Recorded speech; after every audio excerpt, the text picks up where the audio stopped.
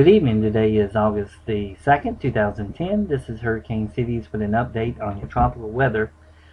Tropical Depression number 4 has formed in the Atlantic at 5 p.m. located at 13.0 degrees north latitude, 42.5 degrees west longitude. Maximum sustained winds 35 miles per hour. Movements to the west-northwest at 16 miles per hour. Are 290 degrees at a forward speed of 16 miles per hour. Minimal central pressure is 1006 millibars and are 29.71 inches. I wanted to post an evening discussion to talk primarily about the new upgrade Tropical Depression number 4.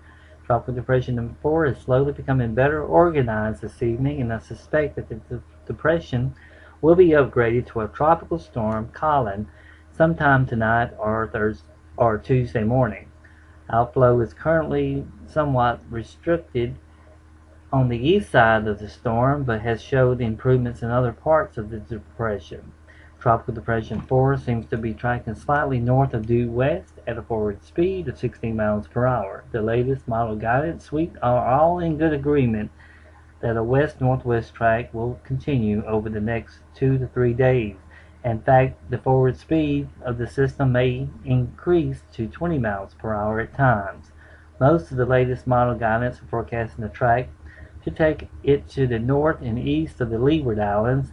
The only model that does not is the Canadian model, which is forecasting the track across the northern Leeward Islands and the Virgin Islands on Thursday.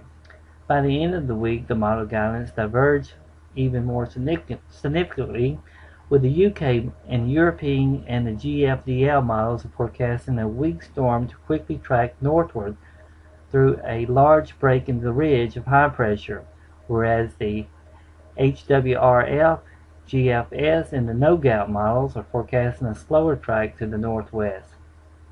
The reason for the difference in tracks is how the members are handling an area of trough of low pressure along the U.S. East Coast that is forecast to dig to the south out of Canada later this week. The UK European GFDL models have a stronger trough of low pressure which erodes the ridge of high pressure off the southeast coast. The other model guidance, however, is forecasting a weaker trough of low pressure. Personally, I would be surprised if the ridge of high pressure is significantly eroded, and I think that the strength of the trough of low pressure that is being overdone by some of the models. So I think that the track will end up further to the west than most of the model guidance seems pretty likely. I think that the system will come very close to the northern Leeward Islands and the Virgin Islands and Puerto Rico during Thursday, and I think that the system will have the chance to affect the Bahamas as we head into the weekend.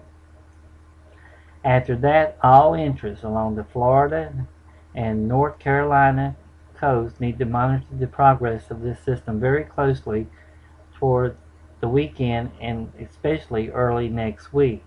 I'm sticking to my guns now, and I will say that the track will be further to the west than most of the model guidance, and I think that the model guidance are forecasting a 2 week of a high pressure system and too strong of a low pressure trough. I suspect that a strengthening storm is likely tonight through Tuesday morning.